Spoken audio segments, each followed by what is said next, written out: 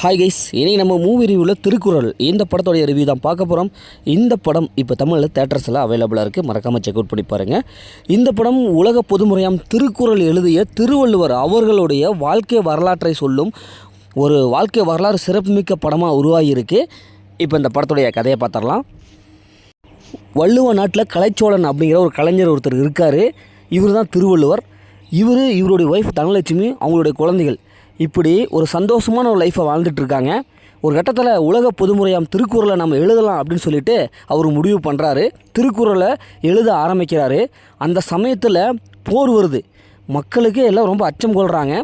இப்போ அறத்தின் வழி நின்று மக்களை எப்படியாவது காப்பாற்றணும் அப்படின்னு சொல்லிட்டு அவர் அந்த போரில் ஈடுபட்டு ஒரு பக்கம் போரில் ஈடுபட்டு இருக்காரு. இன்னொரு பக்கம் பாதியில் விட்ட திருக்குறளை எப்படியாவது முடிக்கணும் அப்படின்னு சொல்லிட்டு திருக்குறளையும் எழுத ஆரம்பிக்கிறாரு. இப்போ இறுதியில் அவர் திருக்குறளை எழுதினாரா இல்லையா, போரை எப்படி இவர் சமாளித்தார், இறுதியில் என்ன ஆச்சு அப்படிங்கிறது தான் இந்த படத்துடைய ஒன்லைன். இந்த படத்துடைய பாசிட்டிவை திருவள்ளுவர் நடித்த நம்ம ஹீரோ தான். அவருடைய உடை நடை பாவனை எல்லாமே அப்படியே திருவள்ளுவர் மாதிரியே நடிச்சிருக்காரு. திருவள்ளுவர் மாதிரியே வாழ்ந்திருக்காரு. அந்தளவுக்கு சூப்பராக பண்ணி கொடுத்துருக்காரு. அதே மாதிரி ஹீரோயின், இவங்களுடைய ஒய்ஃபாக நடித்த ஹீரோயின், அவங்களும் அதே மாதிரி தான் இவருக்கு இணையாக ஈக்குவலாக அப்படி நடிச்சிருக்காங்க. இவங்க ரெண்டு பேரும் அந்த கண்ணாலே காதல் கொள்வது, அப்படி கண்ணாலே பேசுறது, இப்படி எல்லா சீனும் ரசிக்க வைக்கிது. ஒவ்வொரு சீனும் ரசிக்கிற மாதிரி இருக்குது. குறிப்பாக நம்ம ஹீரோ அந்த தமிழ் பேசுகிற விதமெல்லாம் உச்சரிப்புலாம் செம்ம அழகாக இருக்குது. அந்தளவுக்கு தெளிவாக அப்படியே தமிழை பேசியிருப்பார். இளையராஜா சார் பிஜிஎம் இந்த படத்துக்கு உயிர்னு கூட சொல்லலாம். ஏன்னா அந்தளவுக்கு சூப்பரான ஒரு மியூசிக்கை கொடுத்துருக்காரு. 2-3 பாடல்கள் நல்லாவே வந்திருக்கு.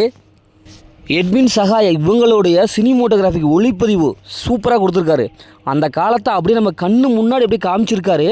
அந்தளவுக்கு செம்மையான ஒரு ஒளிப்பதிவை கொடுத்துருக்காரு. இந்த படத்தோடைய மைனஸ்னு பார்த்தா ஸ்க்ரீன் பிளே தான். ஏன்னா ரொம்ப ஸ்லோவாக போகுது. இது வரலாற்று சிறப்புமிக்க படம், உள்ளபடி சொல்லி ஆகணும். அதன்படி பார்த்தா அது ஒன்று தான் மைனஸாக படுது.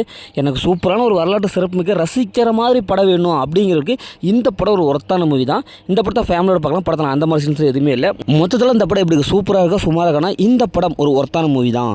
ஓகே, இதேமாரி அடுத்த ஒரு புதிய மூவி ரிவ்யூவில் சந்திப்போம்.